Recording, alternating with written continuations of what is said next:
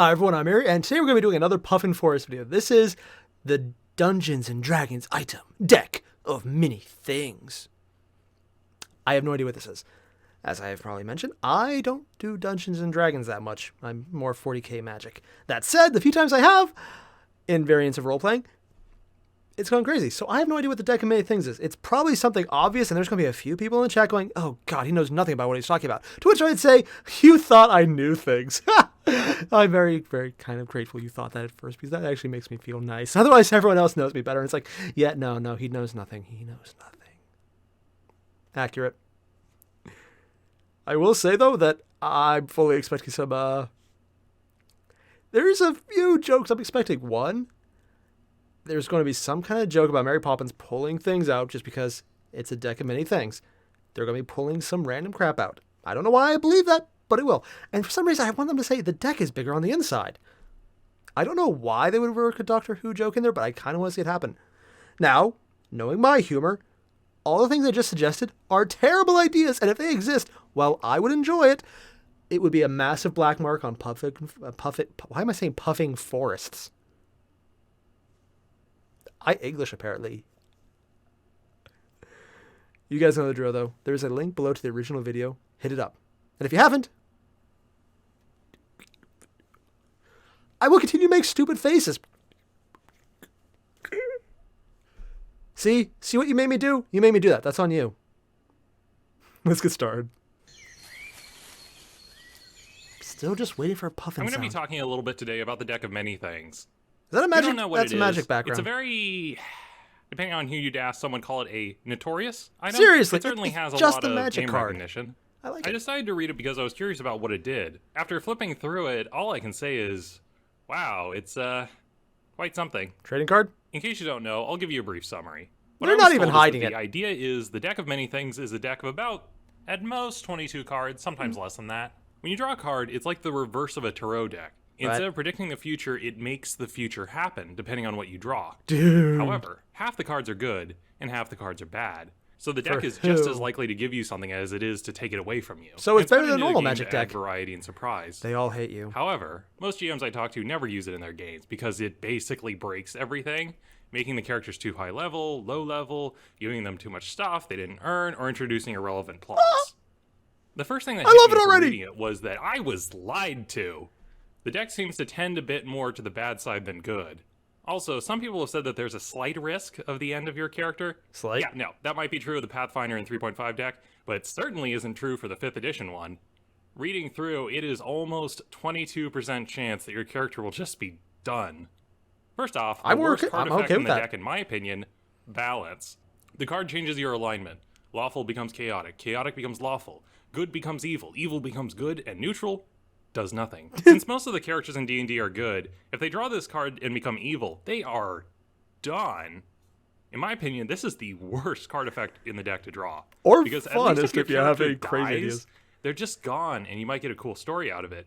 I've seen characters become evil through magic madness or whatnot, and the evil can undo all the good the adventurer did during their life, leading to a very bitter end. Well, there is another card, Flames, which might be worse. What? You piss off a demon who goes around murdering your friends, loved ones, and ruining your life before torturing and killing you. Damn! It's a toss-up. I don't know which one would be worse for me. They're both pretty bad. Next, the good card. They're really giving you Comet. good stuff. For Comet, if you defeat the next encounter single-handedly, it gives you a level up. Now, at first I just read it without thinking and thought to myself, oh, hey, it gives you a level. But then it took me a moment to reread. Single-handedly.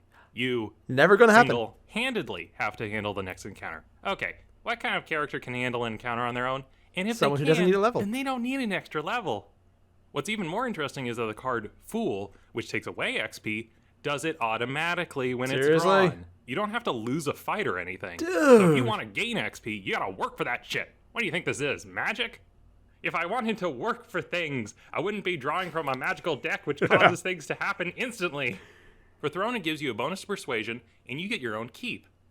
However, unlike other versions of the deck, in 5th edition, the keep is infested with monsters, and it's yours as long as you slay the monsters and claim it as your own.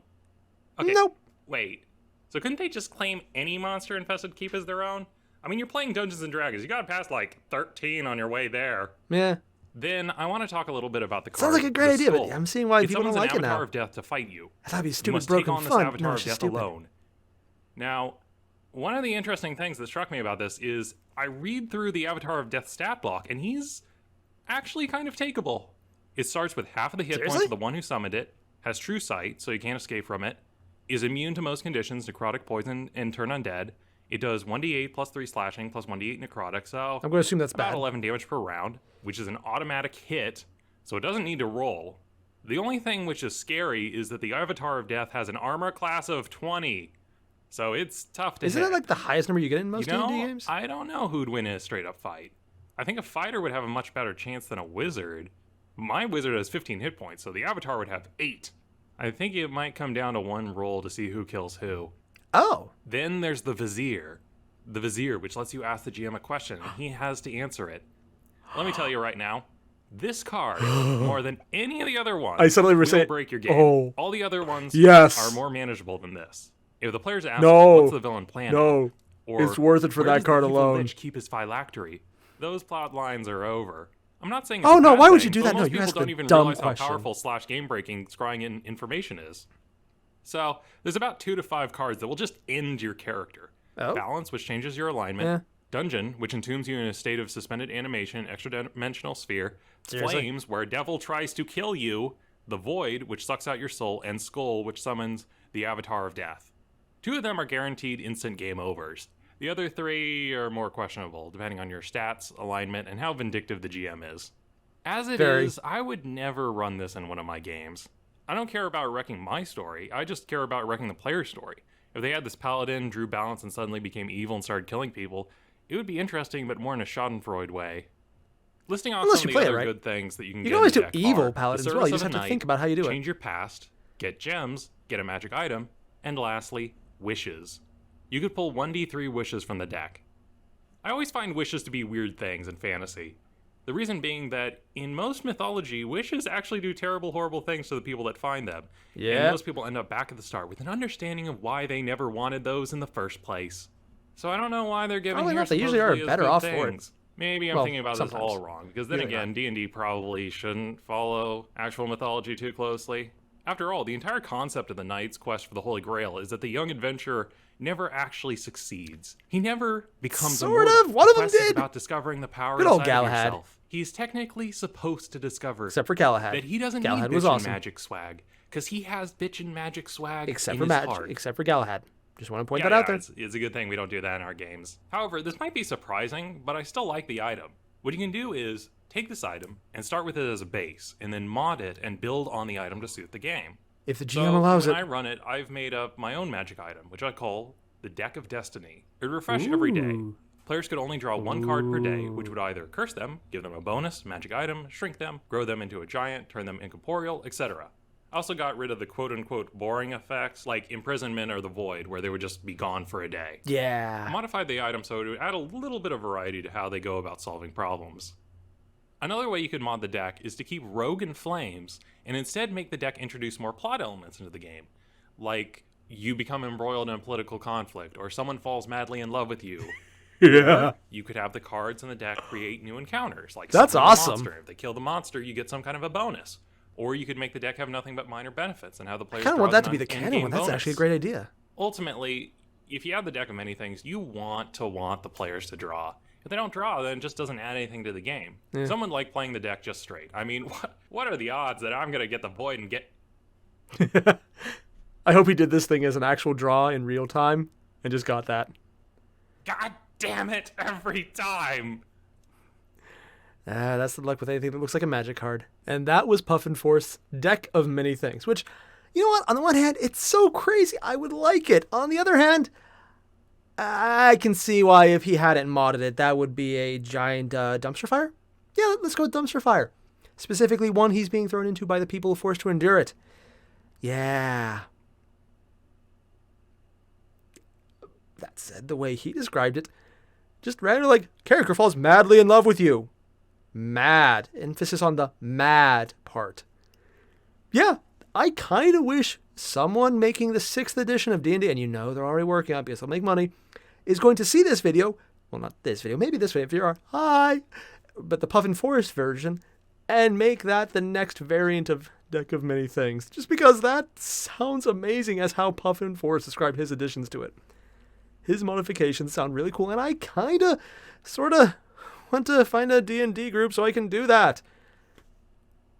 I mean, it would never work because I would do stupid crap and everyone else would realize, oh, hey, it's Airier. He's going to make us want to murder him.